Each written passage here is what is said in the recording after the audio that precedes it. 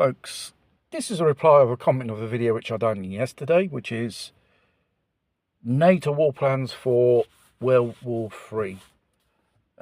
Judging by the name of this person, he's European, probably could be Russian for I know it. And he goes on about, well, the list of actors and other people obtaining bunkers, building bunkers, or got them, or heading for the bunkers. Good point, that is. You see all these rich people like Gates, Bezos, Fauci, and all those who has they are CEOs of big corporations. Why the hell they are building bunkers, or they got bunkers, or they're stocking up? Good question. They know when the shit will hit the fan. We do not know. It could be a war, could be a cyber attack, could be an EMP, could be a new virus which they're pulling out on us yet again, like 4 years ago, or some false flag event. Because when the shit's going to go down, whatever scenario you have to get out of Dodge City, you'll be the last ones to know. And this is the truth. And any government will say, we won't have the resource at the time to rescue the civilian population. The continuity of the government must continue. It's the most important thing, instead of the civilian population, which will be served to be slaughtered in some type of scenario, whatever it is. They're talking about nuclear war. Because in a nuclear war, in 72 minutes, it's over. And probably most of the world population is destroyed. And the fact is, when these people come out of bunkers, if they haven't got supplies or other type of ways of growing food, when you come out, you will see a very different world regarding the nuclear world, or an EMP attack.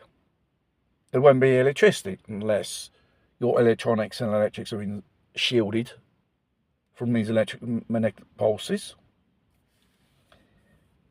Or is it a fact, when everything collapses, like in the French Revolution, the commoners will go after these so-called aristocratic elites and take them out? This is probably the motive. Most probably, high probability, they got these bunkers and they got their own private armies and God knows what.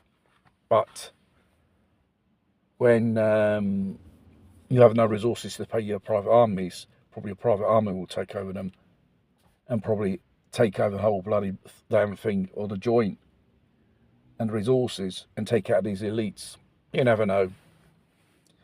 Because when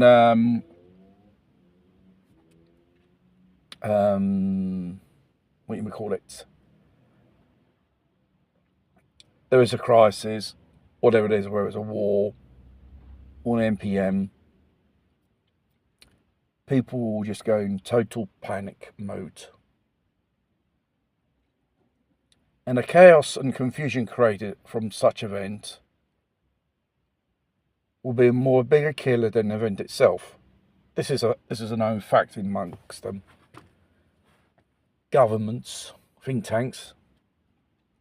There are only some governments which are saying to their people, well, best you prepare 1 week of stuff. When they say that, something is coming down the pipeline.